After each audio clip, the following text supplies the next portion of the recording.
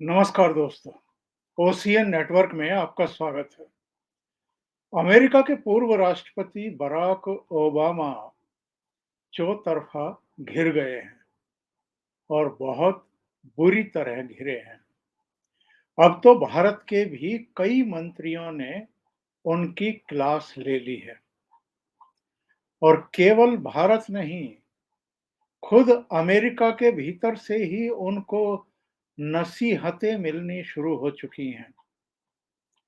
क्या कहा था बराक ओबामा ने?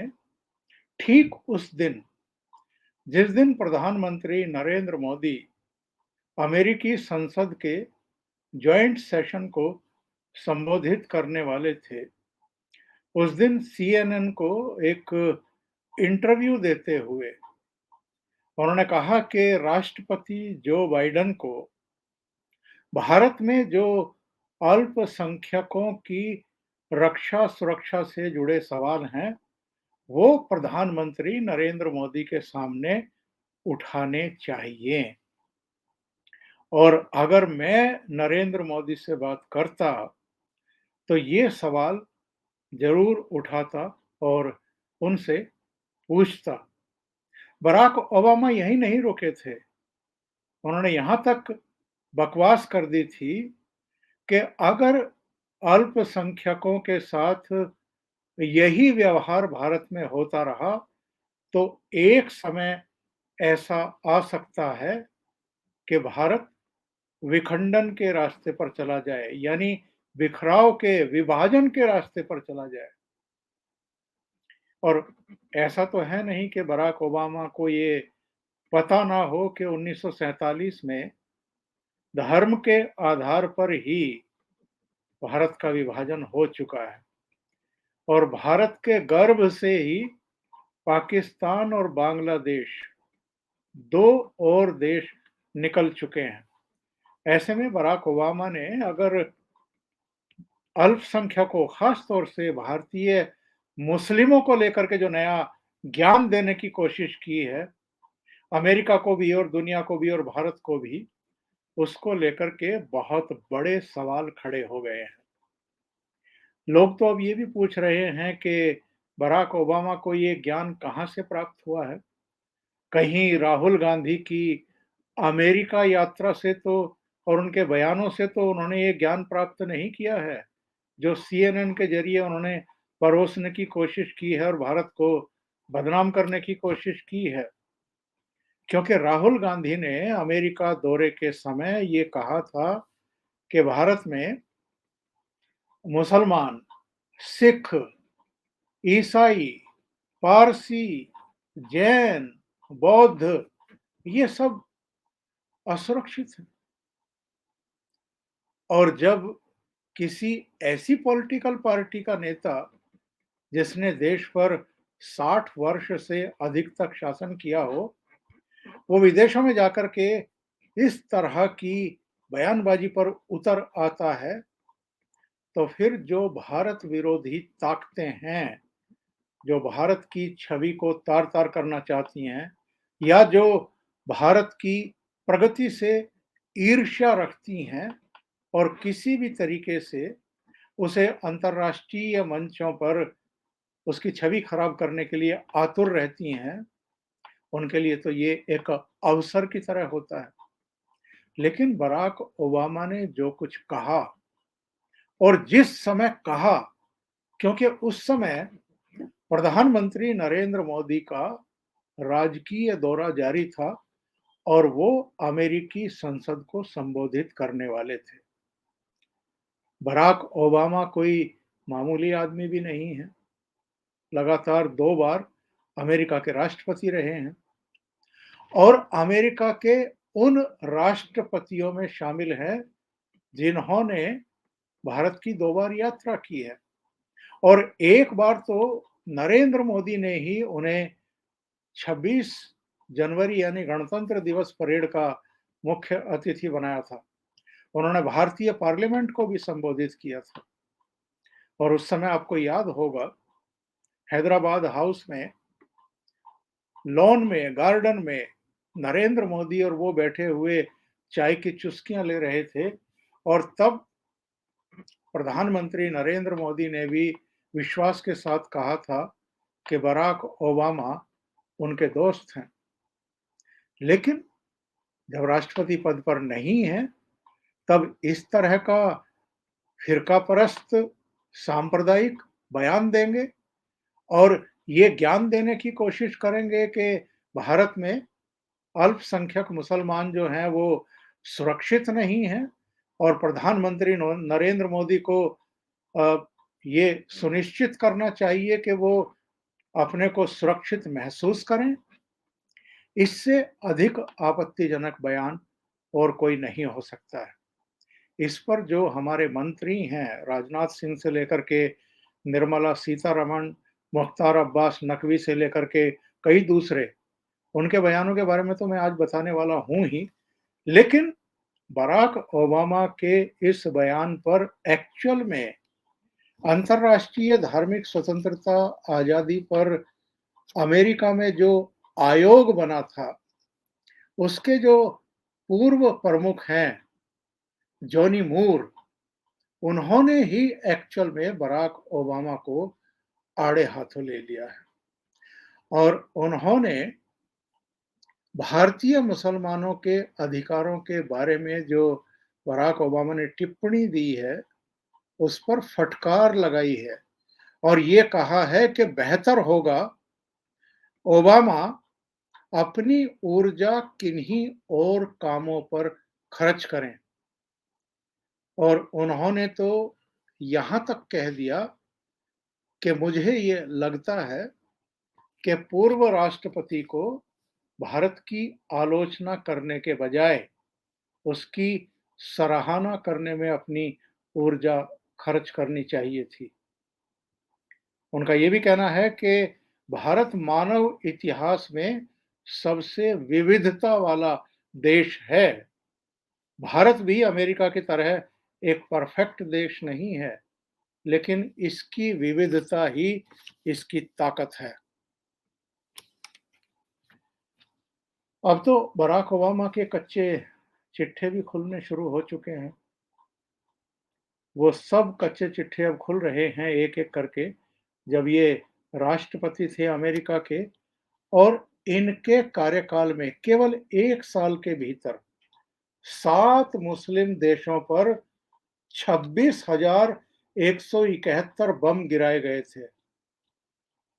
और कमाल की बात ये है कि लाखों मुसलमानों के मारे जाने के बावजूद, और जिनमें बड़ी संख्या मासूम मुसलमानों की थी, बेकसूर मुसलमानों की थी, जिन 7 देशों पर इनके समय बम बरसाए थे अमेरिकन सेना ने, इनको नोबेल का शांति का नोबेल पुरस्कार दिया गया था।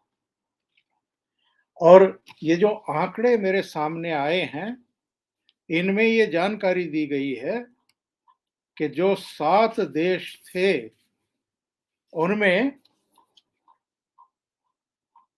सीरिया से लेकर के इराक तक, अफगानिस्तान से लेकर के लीबिया तक, और 2016 की ये घटना है एक्चुअल में। जो मुसलमानों के पैरोकार बने हुए हैं बराक ओबामा, और खास तौर से भारतीय मुस्लिमों की सुरक्षा को लेकर के मरे जा रहे हैं, उनको आईना दिखाते हैं ये आंकड़े। और ये आंकड़े कहीं और से नहीं आए हैं, ये अमेरिका से ही प्राप्त हुए हैं, वहीं से पता चला है। 2016 में अमेरिकी स्पेशल फोर्सेस के कमांडो दुनिया के 138 यानी 70 देशों में मौजूद थे और बुश प्रशासन के दौरान इससे कहीं कम थे।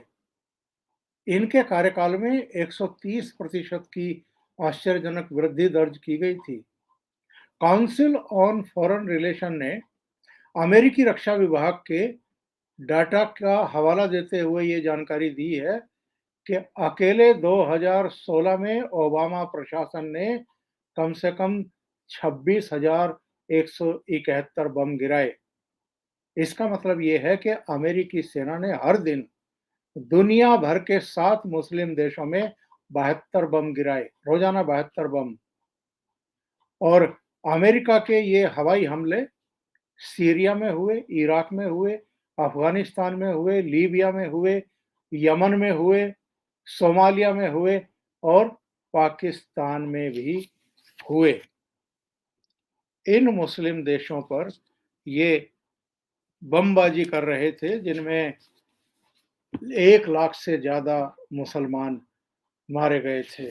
और वो बराक ओबामा अब भारत के प्रधानमंत्री को उपदेश दे रहे हैं, ज्ञान दे रहे हैं कि यहाँ जो मुसलमान हैं, उनकी सुरक्षा की जाए, उनके मौलिक अधिकारों का वो ख्याल रखें।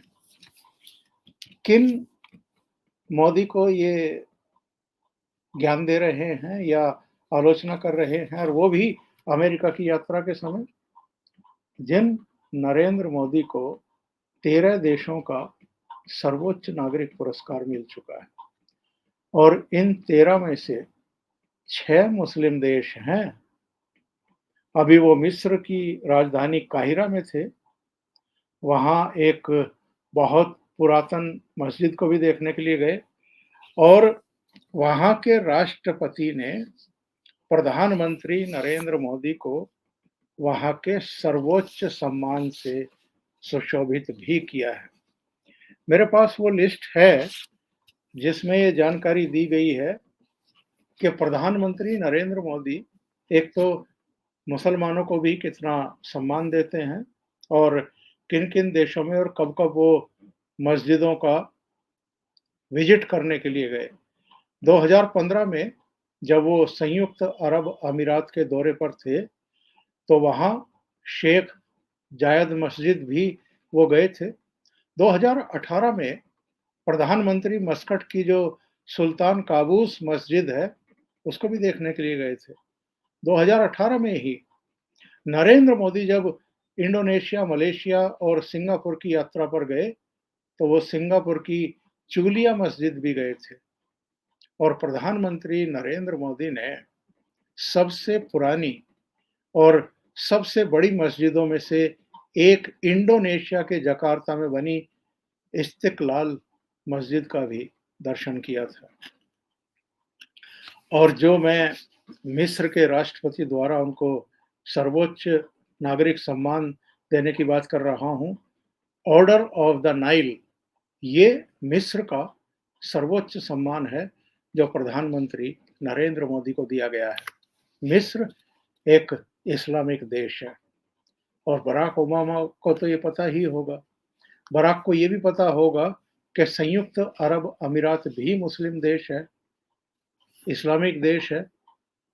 वहाँ का भी नरेंद्र मोदी को जो सर्वोच्च नागरिक सम्मान है, ऑर्डर ऑफ जायद अवार्ड, वो दिया जा चुका है।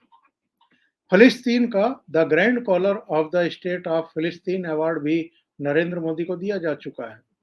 अफगानिस्तान का सर्वोच्च नागरिक सम्मान द स्टेट ऑर्डर ऑफ गाजी अमीर अमानुल्लाह खान, वो भी नरेंद्र मोदी को मिल चुका है।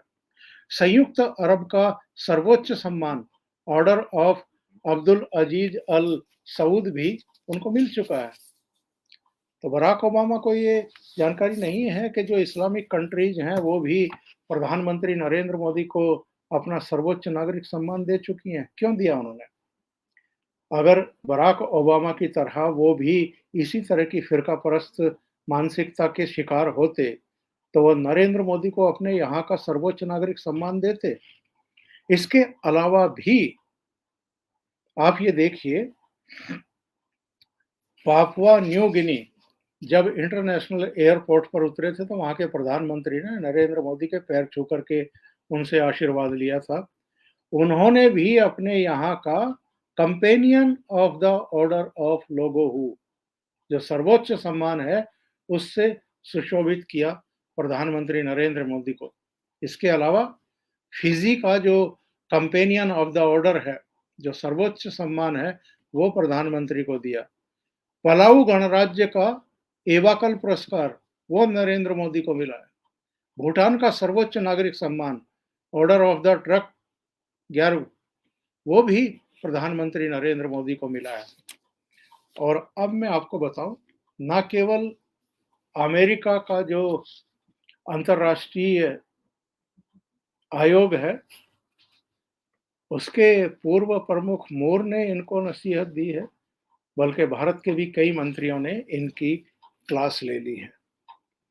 और हरदीप पुरी ने तो ये कहा है कि ये जो राहुल गांधी है, इनको अल्पसंख्यकों की जो चिंता है, वो विदेशी दौरों पर ज़्यादा दिखाई देती है और महसूस होती है। ये लंदन जाएँ या अमेरिका जाएँ, वहाँ जाकर के भारत के बारे में दुष्प्रचार करते हैं, झूठ बोलते हैं और उसी का नतीजा है कि बराक ओबामा जैसे लोग या जो पश्चिमी मीडिया है, वो भारत के बारे में दुष्प्रचार करने लगता है, उनको एक मौका मिल जाता है। और उन्होंने ये भी कहा है कि अगर भारत में कभी लोकतंत्र खतरे में था, तो वो तब था जब इंदिरा गांधी देश की प्रधानमंत्री थी। निर्मला सीतारमण जो वित्त मंत्री हैं, तो उन्होंने वही सवाल खड़ा कर दिया जो मैंने अभी आपको बताया कि 26,000 से ज़्यादा बम गिराए गए। उन्होंने कहा कि जब बराक राष्ट्रपति थे, तब 6 मुस्लिम देशों पर 26,000 बम गिराए गए थे। इनमें Syria, Yemen, Saudi, Iraq, Afghanistan शामिल हैं। और उन्होंने ये भी पूछा कि उन्होंने मुस्लिम देशों पर, अगर वो मुस्लिमों के इतने ही चिंता करने वाले व्यक्ति हैं, तो 6 मुस्लिम देशों पर उन्होंने 26,000 बम क्यों गिराए थे, जिसमें लाखों बेकसूर मुसलमान भी मारे गए थे। मुख्तार अब्बास नकवी ने कहा है कि आज 1984 जैसे दंगे भारत में नहीं होते हैं। हर वर्ग सुरक्षा और समृद्धि का जो संकल्प लिया है प्रधानमंत्री मोदी ने, उसको महसूस कर रहा है। लेकिन ये दुर्भाग्य है इस देश का कि बाहर जाकर के यहीं के नेता झूठ फैला रहे हैं और देश में रहते हैं तो देश का माहौल खराब कर रहे हैं। और कमाल की बात ये है, उन्होंने कहा है कि विपक्ष के किसी नेता ने इस पर ज़बान भी नहीं खोली और इस तरह जो भारत को बदनाम किया जा रहा है, इसकी निंदा भी नहीं की। अभी के लिए इतना ही।